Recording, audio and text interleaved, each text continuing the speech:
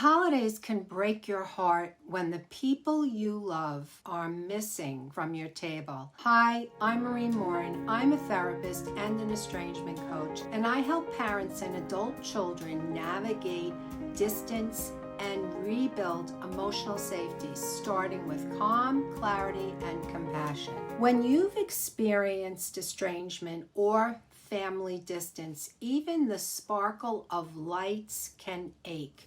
You want to feel grateful, but the season keeps reminding you of who's not there. Maybe you're spending the holidays alone for the first time, or maybe this has been your reality for years, and for some of you, that's true.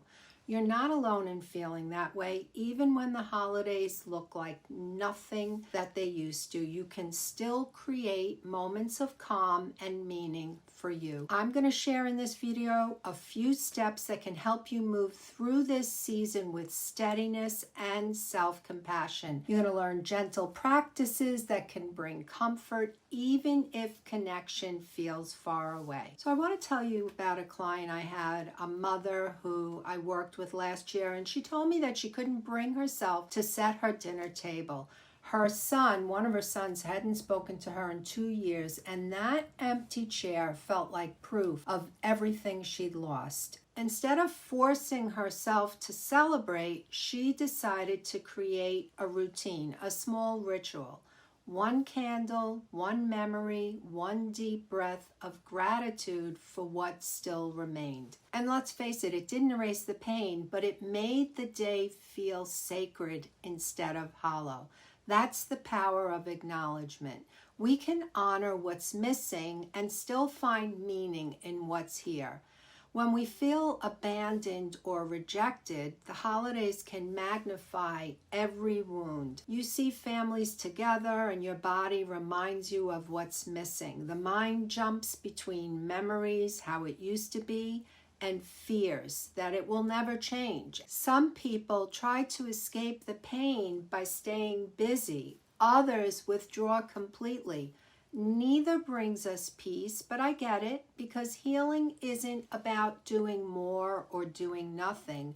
It's about learning how to be present with what is. And so acceptance isn't surrender. It's the courage to tell yourself, this is my reality right now. I don't like it, but I can still care for myself within it. And you could start with a grounding routine or ritual. You could sit with a warm drink, breathe, and say to yourself, I can miss them and still live fully today. This simple act separates pain from identity. You're not your loneliness. You're not the rejection. You're someone experiencing loneliness, and it means it can move through you. Loss often leaves us untethered, right? Creating gentle structure brings safety back to our nervous system. One mother I coached created a quiet holiday morning. She still lit a candle at the same hour her family used to when they opened gifts together, but now she wrote a letter to her children that began with, I love you and I'm learning to love myself too. She didn't always send these letters, but your new traditions don't replace what you lost. They give your love somewhere to go. When connection feels one-sided, redirect your focus to something that reflects your values. You could do things like volunteer to bake for a neighbor or send an anonymous card to someone who's struggling.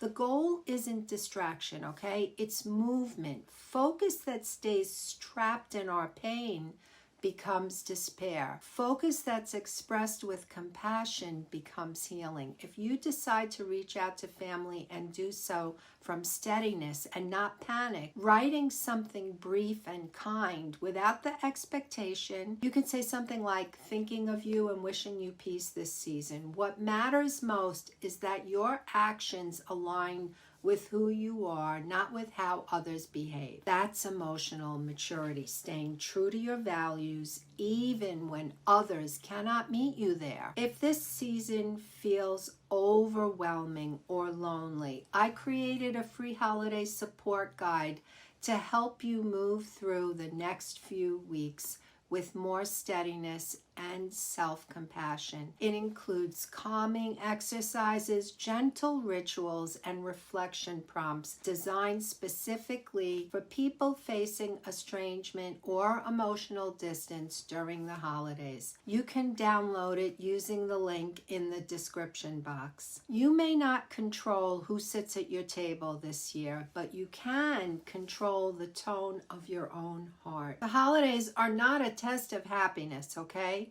They're an opportunity to practice gentleness towards yourself most of all. If this season feels heavy, know that you are not broken. You're simply human, and you're learning how to live with both love and loss. And that, more than anything, is what healing really looks like.